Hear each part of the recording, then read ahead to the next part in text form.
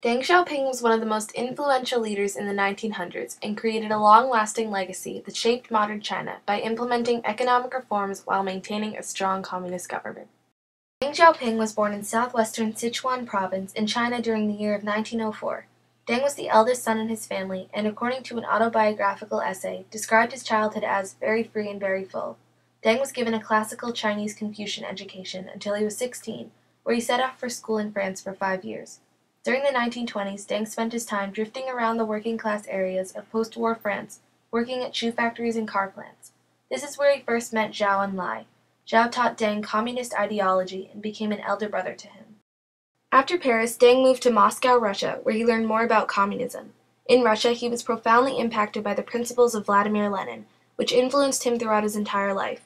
This new communist education, as well as strategic organizational skills, allowed Deng to gain power in the Communist Party and eventually become chief secretary of the Central Committee.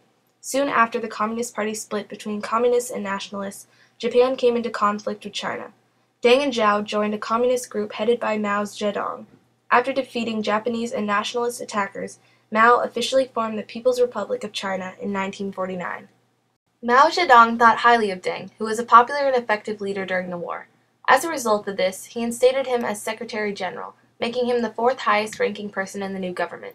While the country started to run smoothly, it didn't last. Mao introduced the Great Leap Forward, a plan designed to progress China through 150 years of economic growth in just 15 years. This plan completely failed, causing millions of people to starve to death. Deng strongly opposed the Great Leap Forward and believed that Mao should implement a capitalistic economy that would gradually develop China into a strong, wealthy country. He famously voiced his support for economic liberalism when he said, "It does not matter if a cat is white or black as long as it catches mice." Deng's emphasis on individual self-interest clashed with Mao's extreme communist policies, causing him to fall out of Mao's favor. Deng suddenly found himself labeled as China's capitalist roader, and was soon after cast out of leadership by the Central Committee. This fall from grace caused Deng and his entire family to face dire repercussions. Deng's eldest son, Deng Pufang, was forced to jump from a 4-story building by Red Guards, leaving him a paraplegic for life. After several dormant years, Deng became motivated to regain power when Chinese Premier Zhao felt his country needed Deng's organization skills to improve the economy. In 1973, Deng was reinstated and carried out a major reorganization of the government. While Deng was widely considered to be Zhao's successor, upon Zhao's death, the Gang of Four managed to purge Deng from leadership. This was only a minor political setback, because after Mao's death in 1977, the Gang of Four itself was purged from the government and arrested. This was the pivotal point in Deng Xiaoping's career.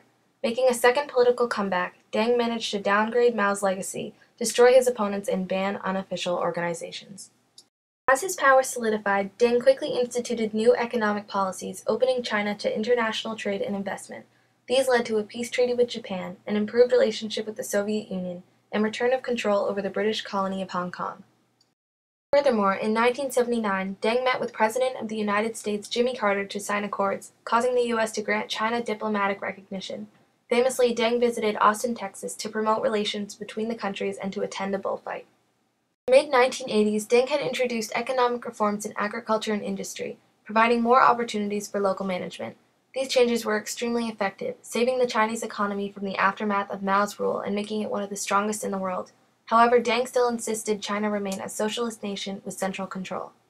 While these Western reforms were beneficial and improved the quality of life for the Chinese, Deng still insisted on having complete control over the government. For example, Deng implemented the radical one-child-per-couple policy to control China's growing population. The one-child policy required any children conceived without consent from the government to be either aborted or put up for adoption.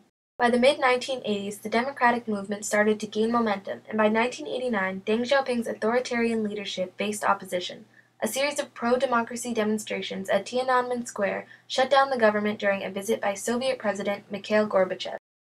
On June 4, 1989, Deng made the controversial decision to remove the protesters from the square by force, resulting in the estimated deaths of over 1,000 people. Deng was still determined to remain a communist dictator despite the capitalistic economy and kept absolute power over the government for the rest of his life until he died at 92 on February 19, 1997.